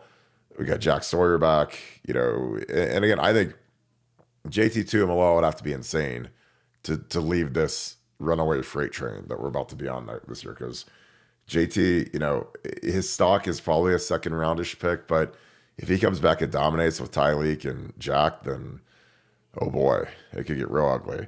Speedman 606, thanks for the deuce. Not sure CJ could run it because of the backups. That is a good point. Because you had McCord behind him, but I just think that you can't really play scared. I mean, because Justin Fields ran when he had like Chugginoff behind him. So, I totally get that, but I just think when you're in the moment, man, you just got to go play to win because. We never had good backups. Like if Troy Smith got hurt, like our backups weren't any good. So I mean, but Troy ran all the time because we had to. Terrell Pryor ran all the time. So I think you just got to do what it takes to go win the game. David Bowden, thanks for the 5. Appreciate you. Just heard. Oh, the NCAA, this is, you're the same thing. NCAA president tell the world that Michigan won it fair and square. Well, we'll see. Again, I think that this is where they're at right now. But the cheating they did in the beginning of the season, I don't think they're going to feel as fair and square when Connor Stalions is on the sideline at the Western Michigan game. Expedition Greg, thank you for the 5. What do you think of the timing of Judkins' announcement? This is a great question. Nevada, I thought this was one of the smartest things a kid has ever done. He literally announced his commitment as soon as Michigan won the national championship when Ohio State fans were at a very low place. And then all of a sudden, the number one running back in the country decides to come to Ohio State. Number one portal running back. So this guy's already been multiple time all SEC. Decides to announce, I love Quinshon Judkins for doing that. Love it. That is a smart kid. That's a shrewd move. Again, that's the kind of guy that'll get an NIL deal because someone will be like, you did it when I felt like crap and I appreciate you. But your thoughts on that, Nevada? Because I thought that was genius. Again, not an accident. Absolutely an FU to Michigan in that situation. To kind of step on their national championship celebration with an announcement like that. It's completely purposeful, completely planned. It wasn't some spontaneous act. It was completely contrived and planned. And I love him for doing it and cannot wait to see him on the field. And I root hard for every player, but I'll root extra hard for him for throughout his career at Ohio State, just for him doing that because we needed it. And it came at a good time. And that was nice, really, really nice.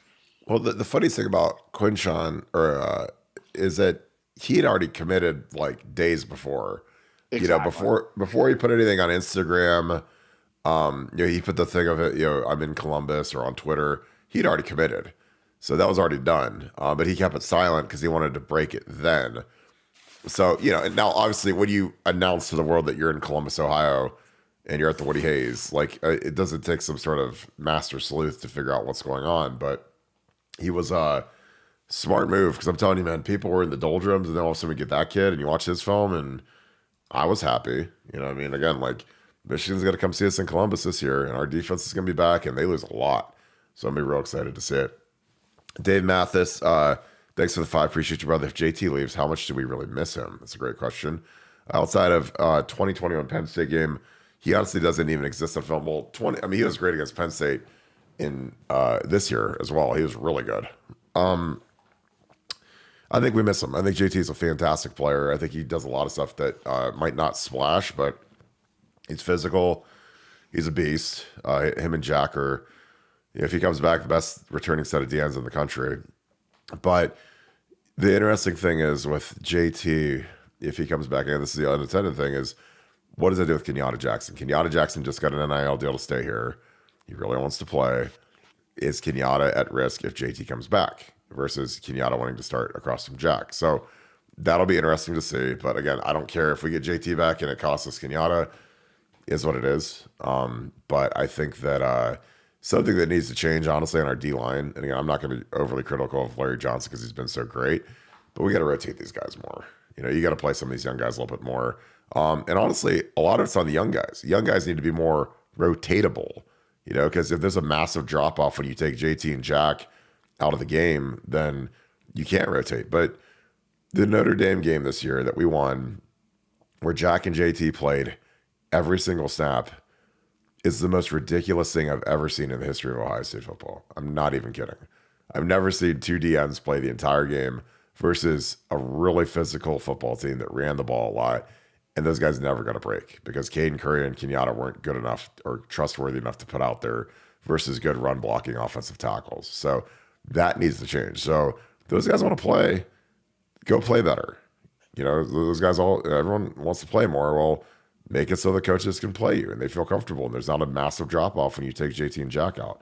But I think JT, he'd be a loss, but at this point, he's insane if he leaves because the band is all the way back, minus Marvin and Mike Hall. But for given how much attrition there is in modern college football, the amount of the amount that we lost, obviously losing Marvin will hurt, of course. Marvin's fantastic, and Mike Hall is a good player. But we added Will Howard, Quinshawn Judkins, Seth McLaughlin. Like, we are net plus plus compared to where we were last year. And again, I love Marvin, but I'd take Will Howard and Quinshawn and JJ Smith over Marvin. And I think Marvin's a really good player. But I think Will Howard is a huge add to what we need to do on offense. Adam Coker, thanks for the deuce. What's feeling on Henderson and Emeka returning? Well, you heard it here on Buckeye Scoop. They're both returning, and I'm really excited about that. So those guys are both going to be back. Trey Henderson was integral in getting Quinshawn into the fold here. They sat down. They want to be boys. They want to be thunder and lightning. So I'm super excited about that. Emeka, obviously, thank you to the foundation. These guys raised a bunch of money, gave these guys packages. Emeka did not have the year that he wanted. So, if these guys that didn't have the years that they wanted, get a little chunk of change from the foundation, come back, and then go have that first round type year. I think it's win-win-win all the way around. Your thoughts on that, Nevada?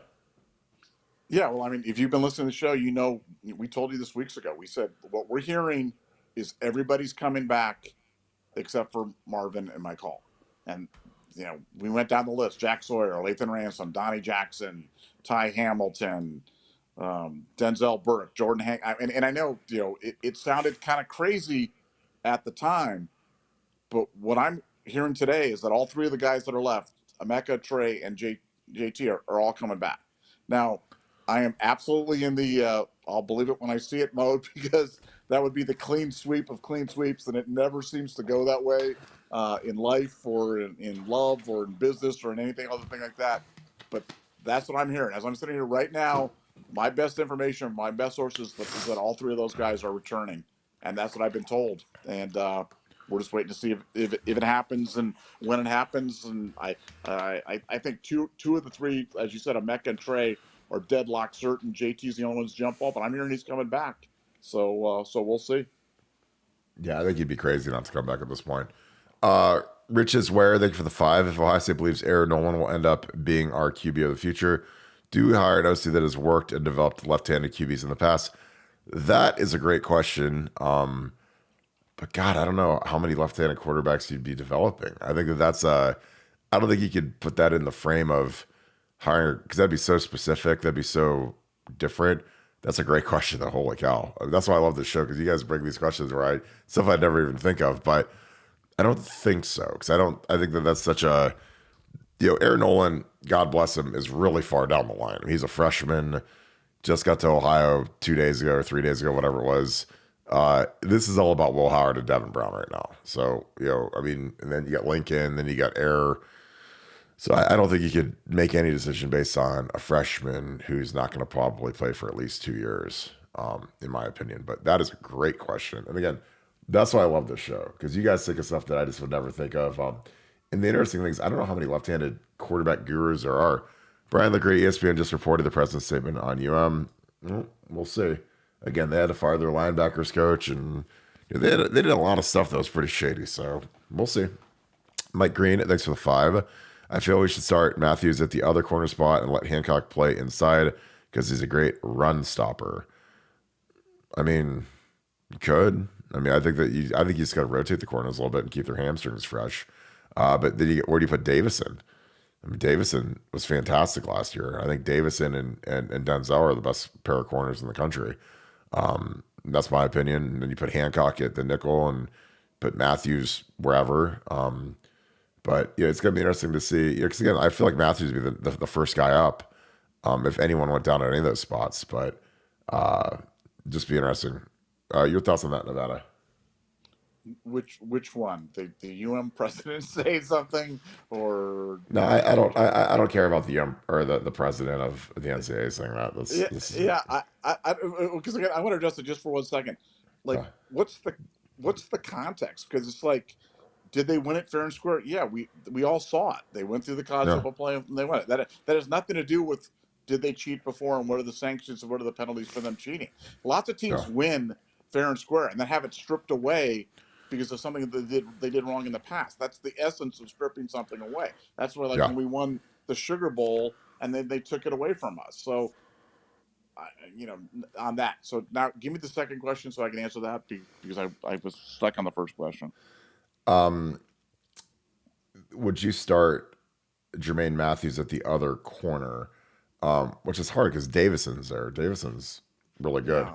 and let Hancock play inside because I think you put Hancock in. Hancock was the nickel all year, so he's going to stay there. And then you put Davison at corner, and then you put Denzel at the other corner. But I don't think Matthews beats any of those guys out unless he has a great spring and those other guys spit the bit, which could happen. But your thoughts on that? Yeah, I just think, like you said, you just got so much flexibility, and I mean, corners can play in safety spots, and you can play in. You've got nickel, you've got dime sets. There's a lot of different creative ways you can get guys in the field, as well as just the inevitable injuries that go with a schedule this long. We've never played a schedule this long before, and so it's kind of unprecedented for Ohio State. Certainly not with the murderers row at the end that we're going to be seeing. So I think guys are going to get plenty of chances to show out what they can do. Let's hope nobody gets injured, but inevitably it's going to happen. So it's going to be next man up. Well, that's what I keep. These guys are like they want to start them. Like guys, like it's a 15-game season now. I mean, we're gonna go all the way to the championship. Man, it's a long season. The guys are gonna be getting hurt now. So I just some of these guys they want to jump out of here, and I'm like, you guys are crazy. I mean, God, you guys are one play away from being the guy, and they were the guy this year. Denzel missed time. I mean, guys get dinged up in college football, man. It's a long season. Toko 1776 thanks for the 5. Appreciate you, brother. Will Coach Day hire an OC that brings in a new twist to his offense with Will Howard coming, aka QB involved in the running game, or stay put? I think he has to. Honestly, I think that when you have a guy like Will Howard, you have to use all the weapons. I mean, he's got a lot of weapons that we haven't had in the past, especially with Kyle McCord. You've got 2 superstar running backs. You probably have the top 2 running backs in the entire country on one roster. So you better get creative with that. And I think that Ryan just wants some fresh ideas, and he wants a guy that can really run the staff. That's what I think he wants. But I watch Joe Brady, who's one of the best offensive coordinators in football. He's the OC for the Bills right now. When he had Joe Burrow at LSU, I mean, he wasn't running Joe very much, but he was throwing it to Jamar Chase and Justin Jefferson. But now that he's the OC for the Bills and he has, Godzilla at quarterback and Josh Allen, he runs the crap out of him, and it works because it's impossible to defend because you're always -1 defender when you run the quarterback. And that's why Urban Meyer loved doing it. That's why Tom Herman loved doing it, because you can't defend it. It's impossible. We're the only team that's dumb enough to not do it, but I think that's why Ryan Day saw the light and went out and got a Godzilla at quarterback in Will Howard. But yeah, it's going to be really interesting to see how much we do the QB run because, if Devin Brown sticks, then you've got a good number 2. You don't have Chugunov back there or some of the other guys that we've had in the past. So it'll be really interesting to see what they do. But Will Howard's he's a tank, man. And again, you guys haven't watched his highlights. Go watch his highlights versus Missouri, man, because he was balling. Your thoughts on that, Nevada? Do you think we'll have more involvement in the Q running game from the OC? Yeah, well, absolutely we will, and it'd be interesting. That's why I like a guy like Warren Ruggiero from Wake Forest. I like that guy. He's not. I was kidding about he's a young guy because he's younger than I am, but they do a lot of. I mean, think about Wake Forest. Wake Forest puts up points, and they do a lot of innovative stuff out there with not a lot of talent. And would Day bring in somebody like that and really just kind of shake it up? Don't know, but that would be that'd be one that would spice things up. That's for sure. I totally agree. Yeah, it's so funny. Tommy Reese just went down to Bama and he's out of a job now. Someone mentioned him. I was like, I don't think so. I hope not. Stephen Wood, thanks for the 5. I hope we make a deliberate effort to develop depth at QB this year. I think we got it right now. I mean, it depends on if Devin stays, this is going to be as deep as we've had, all the way down to Lincoln. But, again, depth is an illusion in modern college football, guys. Because I'm telling you, if you're a number 2 and you can be a number 1 at 70 other schools, a lot of these guys want to go be number 1s. And that's what, it'll be interesting to see Devin. He'll fight through this, through the spring portal. And then we'll see where he's at, if he wants to stay or if there's an opportunity somewhere. And, again, you can't worry about that stuff because, again, I say it all the time, depth is an illusion in modern college football. So you can have it one day and it can all be gone the next. And Alabama's about to find that out in a big way with the transfer portal. B. Clay all day. Appreciate you, my man. Always on here. Thank you for being a regular. Bama boys want to see blue again. I agree. OHIO, appreciate you, my man. I think they do, man. I mean, and that's the way they're going to see him is that they come up to the box and tell Caden Proctor, load it up, baby. Let's go. Michael Wainscott, thanks for the deuce. Great show, guys. Any Bama O-line targets you like? Well, Caden Proctor is a freshman left tackle, so he'd be at the top of the list. J.C. Latham is going to go pro. God, I'd take either of their guards, but again, I just don't know. The Tyler Booker. I mean, we were in on a lot of these guys, but that's the funny thing is like we had people that are impossibly stupid, like bag on Greg Studoir when we'd lose some of these guys. But like when you lose a guy to Alabama, like that's not, again, like Alabama is Alabama. It's like losing a game of one-on-one to Michael Jordan. Like, I mean, are you really going to dog me out that hard because Bama beat us out on somebody? But I imagine J.C. Latham will go to the league. He'll go pro. Caden Proctor is the guy that I'm looking at. 6'7", 360. He's gonna get down to about 330. He looked fat this year, but they've got some good looking jokers. Like I said, Latham was the guy that we were in on. But he's a junior, so he can dip out. But yeah, they've got some good dudes, like some really good dudes up front. So again, this is why the foundation's gotta kill it and get that money raised up because we're gonna offer some of these guys some moolah. Sam McCulper, thanks for the 5. Just gonna learn from this. This is so funny. We're about to see the NCAA crap the bet on these infractions. I don't think so. Nevada, do you want to address that again or no? Yeah, no. I mean, no. It's their reason for being. Like if they surrender on the Michigan thing after having Michigan dead, go back and read Tony Petitti's letter to Michigan. With the inserts from stuff in the NCAA, and then go back and read that because clearly anybody writes it hasn't spent 4 minutes reading that. Go back and read that, and then come back and file another super chat and tell me if you think that's true. Yeah, again, this is a slow process, but I'm telling you, I'm not worried about it at all. McLaren 123 1000. Thank you for the 10. Appreciate you, brother. Hey, Kirk in Nevada. If you two were the head coach of Ohio State, who'd be your first pick for OC play caller? Well, is it realistic or is it pie in the sky? Because like Joe Brady looks really good calling plays for Josh Allen, and I think Will Howard is Josh Allen, but I don't think that's realistic because he's probably going to either get a head coaching job in the NFL or get a huge raise by Buffalo. But I'd give him $3 million to run the offense here, and because he is a legitimate guru. Your thoughts, Nevada? Who would be your first pick as a play caller? Bring back Tom Herman. Get him out of his little coaching job and FAU. Bring him back. Yeah, FAU. Be like, hey guys, you don't want to be at FAU anyway. Come back and do it. No, it's hard, but I would have somebody who specialized in running the quarterback, who understood running the quarterback, who embraced running the quarterback, and as you said, who was an adult in the room. Even though I think he's going to go young gun. This is where one of these areas of disagreement between you and I. Yeah. I think he's going to go young gun. You think he's going to go old hand.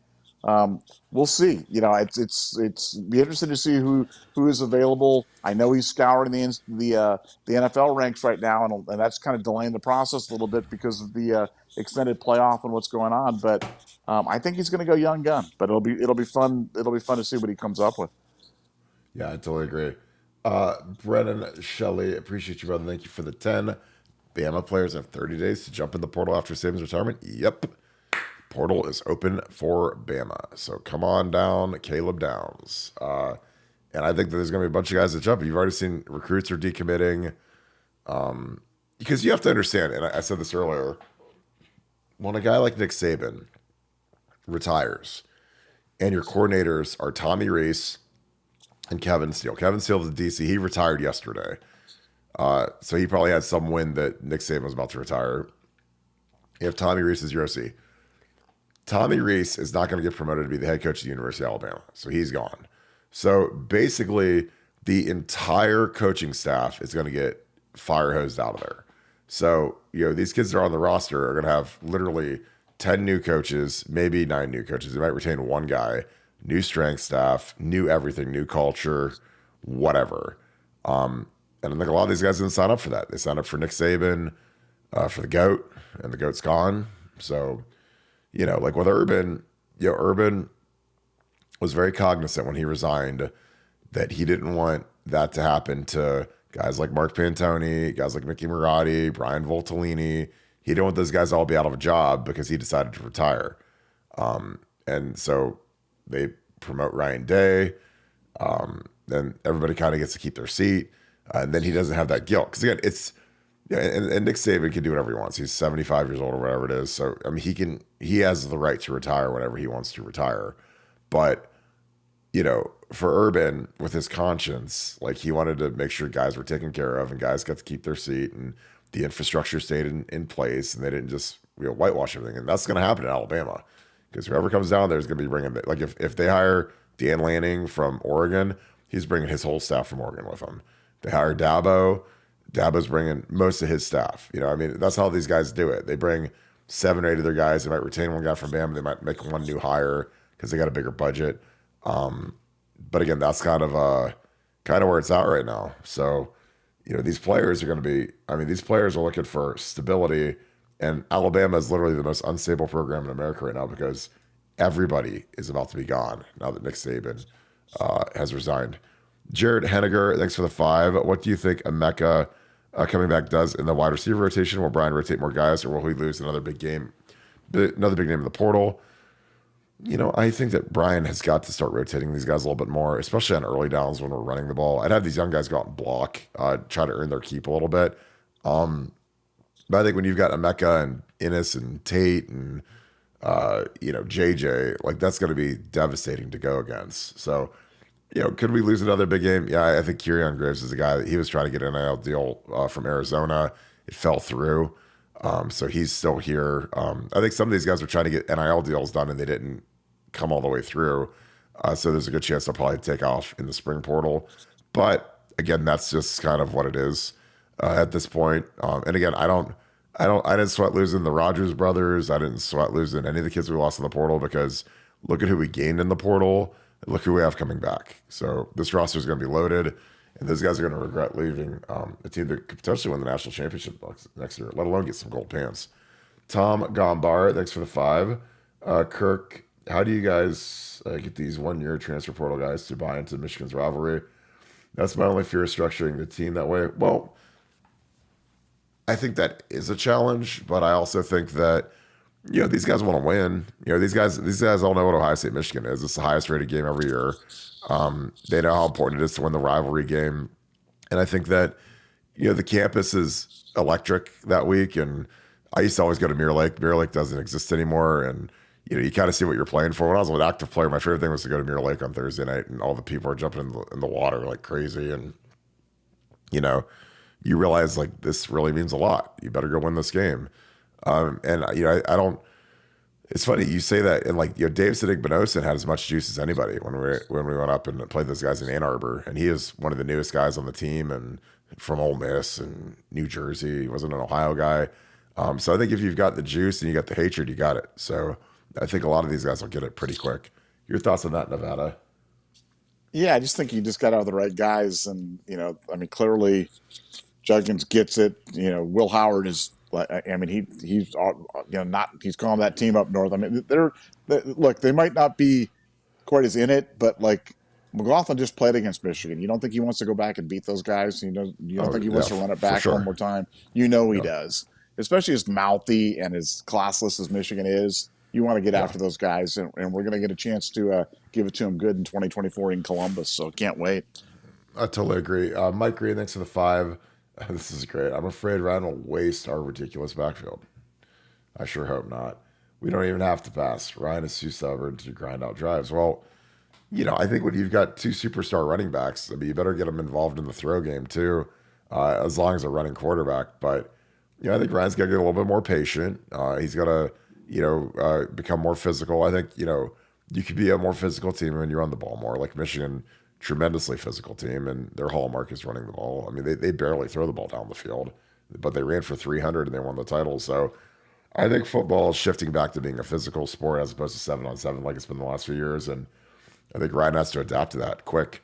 Wade Harper, what is up, brother? Appreciate you. Thank you for the 5. Anyone that wants Day gone at this point is crazy. College football is up for grabs now with Saban gone. I am truly pulling for him. Is the Alabama O-line coach good? Well, their film was trash versus Michigan, and we actually blocked Michigan better than Bama did. So I know Eric Wolford's he coached at Youngstown State.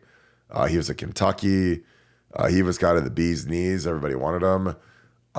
But was his film much better than Justin Fry's last year? I don't think so. I know they were young. They started a true freshman left tackle. They had Tyler Booker was their one guy. They got a lot of, like 5 stars all across the map. But they got beat down by Michigan significantly. So if they would have dominated Michigan like they did Georgia, it'd be different. But they didn't. They got smacked by Michigan pretty hard up front. And the O-line cost them the game. J.C. Latham got put on his butt at the end of the game. Just poorly coached, in my opinion. But he'd be an intriguing name just because of the Ohio ties. He did really good work at Kentucky. But, again, Ryan Day's best friend is Justin Fry. So I don't think he's going to move on Justin, at least not this year. But yeah, and people don't want Ryan Day. Ryan Day would probably be a candidate in Alabama. If you fired him. So, do you want Ryan Day at Alabama? The way he can develop quarterbacks? I don't. Because he'd be churning out first-round quarterbacks down there, and I don't want to make those guys as good as they used to be. Wakes up, thanks for the 5. Our defense is about to be very, very scary. Love the show. Nevada, the Jim Knowles Express commander. What are your thoughts on our defense?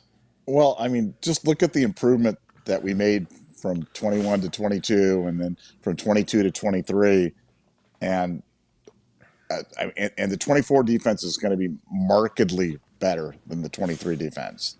So, it's going to be, I think we're going to put up, we gave up the fewest passing yards in like the past 30 years at Ohio State, and we're better. We're going to be better next year. So it's going to be, we're not going to need to score a lot to win because we're not going to give up a lot. I'm not sure if we'll give up double digits. I think we'll give up less than 10 points a game next year.